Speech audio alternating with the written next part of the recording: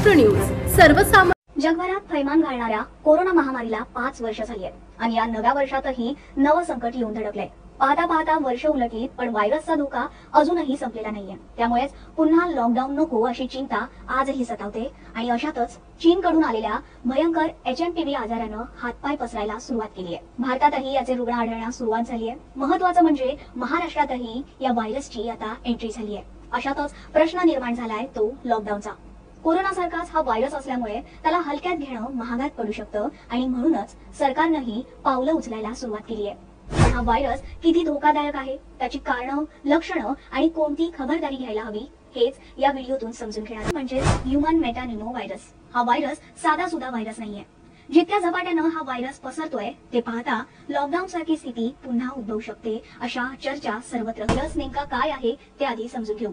HMPV हा एक RNA विषाणू आहे। जेव्हा विषाणूचा संसर्ग होतो तेव्हा रुग्णांमध्ये कोविड-19 सारखीच लक्षणं दिसून येतात। याचा मुख्य सॉफ्ट टार्गेट म्हणजे लहान मुलं आणि वृद्ध आहेत। मात्र याचा सर्वाधिक परिणाम हा लहान मुलांवर होत असल्याचं पाहायला मिळतंय। विशेषतः या 2 वर्षांखालील बाळांना सर्वाधिक त्रास होतो। कोरोना महामारीच्या काळातही सर्वाधिक फटका हा लहान मुलं आणि वृद्ध याच वयोगटाला बसला होता। सगळ्यात महत्त्वाचं म्हणजे महाराष्ट्रातही HMPVचा शिरकाव झाला असून नागपुरातल्या 2 लहान बालकांना याची बाधा झाली आहे। नागपूर शिवाय बेंगळुरू, तामिळनाडू आणि अहमदाबादमध्येही प्रमाणेच HMPV हा सुद्धा नवीन विषाणू नाहीये। 2001 मध्ये पहिल्यांदा हा विषाणू आढळून आला होता। पण तो ओळखायचा कसा?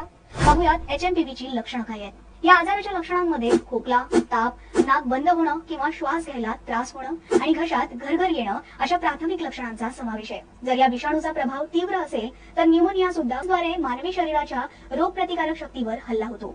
हा विषाणू प्रामुख्याने श्वसन संक्रमणास कारणीभूत ठरतो आणि खोकल्यामुळे किंवा शिंकण्याद्वारे तो पसरतो। तसंच बाधित लोकांच्या संपर्कात आल्यानं तो वेगानं पसरूही शकतो। ज्याप्रमाणे कोरोना हा फुफ्फुसांवर परिणाम करतो तसा हा विषाणू श्वसन मार्गावर परिणाम करतो। हिवाळ्यात तर याचे रुग्ण झपाट्याने वाढतात।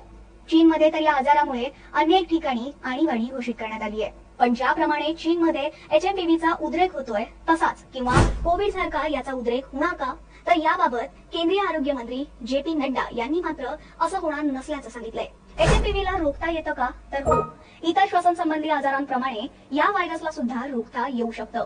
तसंच काळजी करण्याचं कारण नसल्याचं केंद्र सरकारनं सुद्धा स्वतःची आणि कुटुंबाची काळजी घेणं आवश्यक आहे। HMPVवर सध्या कोणतीही लस उपलब्ध नाहीये, त्यामुळे संसर्ग होऊ नये यासाठी खबरदारी घेणं, काळजी कशी घ्यायची ते पाहूयात। HMPVचा धोका हा 14 वर्षांखालील मुलं आणि वृद्धांना आहे। तसाच रोगप्रतिकारक शक्ती कमकुवत असलेल्या व्यक्तींना सुद्धा जास्त आहे। त्यामुळे घरचं आणि पौष्टिक आहारच करावा, तसंच भरपूर पाणी प्यावं। शिवाय खोकल्यामुळे किंवा शिंकण्यानं हा व्हायरस पसरण्याचा धोका अधिक असतो। अशा वेळेस खोकताना, शिंकताना रुमालाचा वापर करावा। वारंवार हात स्वच्छ धुवावेत किंवा सॅनिटायझरचा वापर करावा। मास्क वापरावा, तसंच इथं तिथं थुंकू नये जेणेकरून आपल्यामुळे इतरांनाही त्रास होणार नाही। तसंच हा संसर्गजन्य आजार असल्यामुळे सार्वजनिक ठिकाणी जाताना सुद्धा स्वच्छता राखावी। तसंच आजारी लोकांच्या संपर्कात जाणं टाळावं।